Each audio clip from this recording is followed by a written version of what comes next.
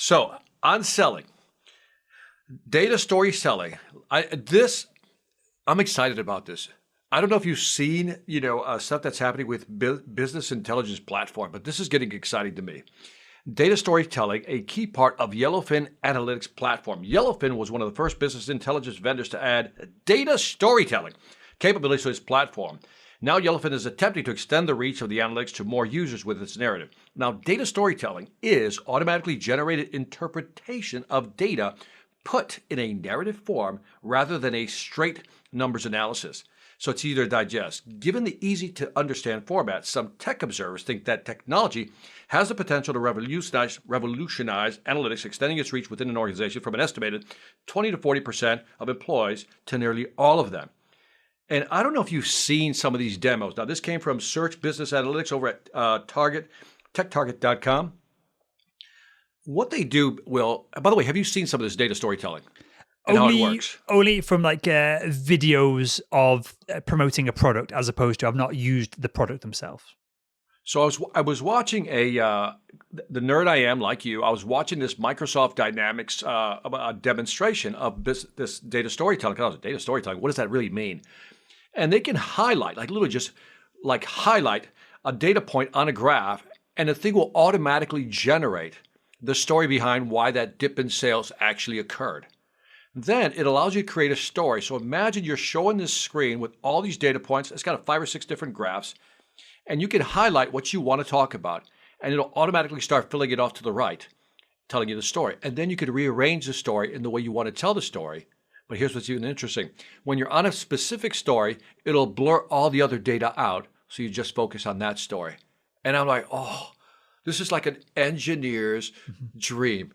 I censored myself there, by the way. This is like an engineer's dream. It's like, oh, I can use data to really tell a story. This, to me, is exciting technology. How well does it work, though? And now, considering you were massively down on using AI to generate copy, but this seems even more complicated because you're now using storytelling, which is subjective, and there may be some science behind what works with stories. But you seem to be up on this. So how well does it work? 'Cause it seems it must be an easier job to write copy automatically for a product versus get all the data and then structure it in a story that's relevant and interesting and engaging.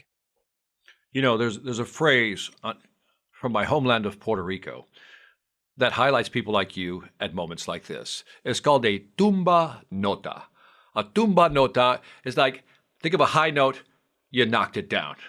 You are a tumba nota. I was at a high point, high note, and you just knocked it down. I'm all excited about Yellowfin right here. You're like, yeah, but Victor, that's kind of what you're a tumba nota today. So anyway, a little Spanish for our folks.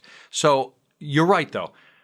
It's almost like the giggle effect, right? Garbage in, garbage out. So the data has to be good that's actually going in. So they didn't really get into, they didn't get into it at all, how the data got put in there and what type of annotations were actually made.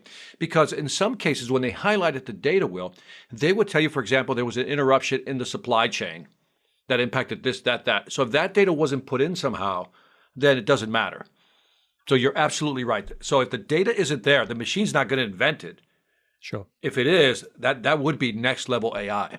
Yeah, I guess less inventing. It'd be interesting if it could just hop on the internet. And I'm sure this is going to be a far-fetched example, but I'm sure some things like this do exist, especially in the financial markets. Perhaps it sees the gap. It doesn't know what the gap is. It hops on the internet. It's looking at what happens on that date, what happens in the production in general, what happened in the news on that date. Was there a crash with this? Was this product or service, or was there a flood, or what was the weather like?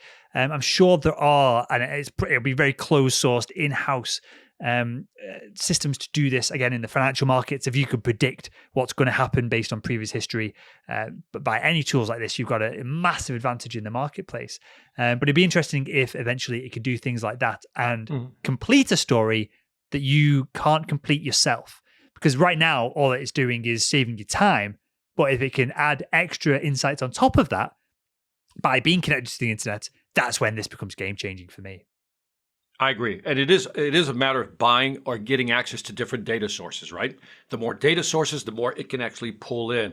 I see this as also a great tool for people who are looking for more investments, right? Maybe got, second round of investment, third round of investment, because you'll be able to explain some of the data to your investors. So I think that's interesting. Yep.